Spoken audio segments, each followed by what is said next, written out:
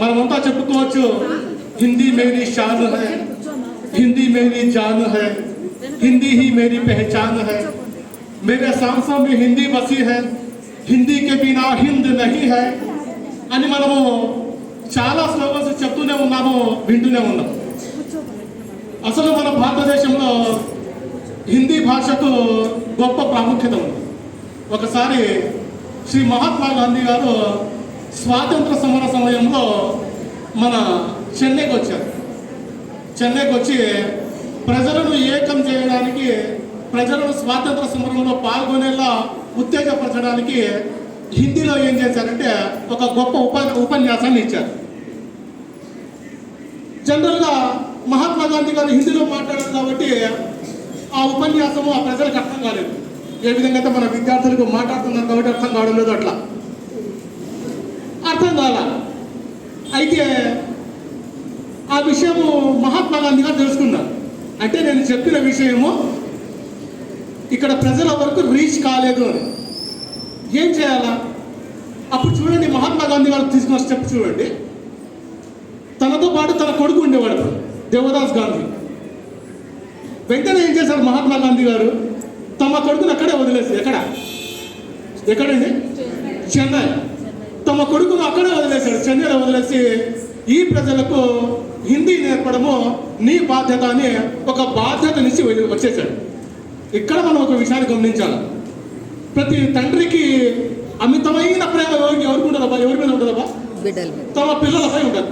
కానీ గాంధీ గారు చూడండి, తమ పిల్లవాడిని కూడా వదిలేశాడు. దేనికోసం? దేనికోసం? హిందీ భాష కోసం. That is Hindi. అది మన దేశంలో హిందీకి ఉన్న గొప్పతనం. కాబట్టి ఆ సమయంలో దేవదాస్ గాంధీ దక్షిణ భారతదేశంలోనే ఫస్ట్ సారిగా హిందీ ప్రజాసభ, చెన్నైలో హిందీ ప్రజాసభను ఏర్పాటు చేశారు. అంటే ఇది ఇండిపెండెన్స్ స్వాతంత్ర సమర సమయంలో. ఇంతకంటే ముందే మనం తీసుకుంటే 1875లో దయానంద సరస్వతి గారు ఆర్య సమాజాన్ని స్థాపించారు.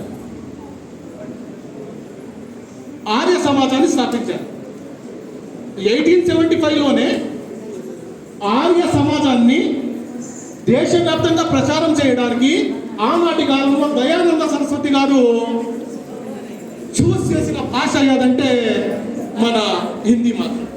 ఇటువంటి గొప్ప భాష, ఇటువంటి ఉన్నతమైన భాషను మీరు మరియు నేను కలిసి బోధిస్తాం. ఇది చాలా గొప్ప విషయము. ఒకనొక సందర్భంలో జవహర్లాల్ నెహ్రూ గారు ఒక మాట అన్నారు. ఏమనేసి? హిందీ కా ప్రచార్ కర్నా హీ సచ్చి దేశ సేవ. హిందీ కా ప్రచార్ కర్నా హీ సచ్చి దేశ సేవ హై. నిజంగా ఇది ఒక అద్భుతమైన కొటేషన్. నిన్న ఒక సార్తో మాట్లాడిన హిందీ టీచర్తో. ఆ సార్ ప్రస్తుతానికి మన మధ్యలో లేరు, మన ఈరోజు రాలేదన్నమాట, ఒడిశాలో ఉండిపోయారు. సార్ పేరు రామాంజనేయులు. సార్ గారు ఒక విషయం నాకు చెప్పారు. నిజంగా చాలా అద్భుతంగా అనిపించింది. ఆ చిన్న విషయం ఏంటంటే, సార్ నాకు దేశభక్తి చాలా ఎక్కువ. నేను దేశం కోసము ఏదో ఒకటి చేయాలని భావించేవాడు. నేను ఫస్ట్ ఏం చేశానంటే సైన్యంలో చేరాలనుకున్నాను సార్. ఇక్కడ సైన్యంలో చేరాలనుకున్నాను. కానీ సైన్యంలో చేరే అవకాశం నాకు రాలేదు. కాబట్టి ఏదో విధంగా నేను దేశ సేవ చేయాలి. కాబట్టి నేను హిందీ టీచర్గా నేను నా వృత్తిని ఎంచుకున్నాను సార్ అన్నాడు. నిజంగా నేను సార్తో చాలాసార్లు ఇంటరాక్ట్ అయ్యాను. కానీ అతను చెప్పిన ఆ మాటలు మాత్రము నా మనసును కదిలించేశాయి. నిజంగా ఇంతటి గొప్ప వృత్తిలో మనం ఉన్నామా అనేసి. అయినా మన భారతదేశంలో, మన ఆంధ్ర రాష్ట్రము ఒక హిందీ ప్రాంతం. హిందీ ప్రాంతం అంటే మీకు తెలుసు, ఏ రాష్ట్రంలో అయితే హిందీ మాతృభాషగా ఉండదో అటువంటి ప్రాంతాన్ని హిందీ ప్రాంతం అంటారు. ఇక హిందీ ప్రాంతాన్ని ఏంటంటాము?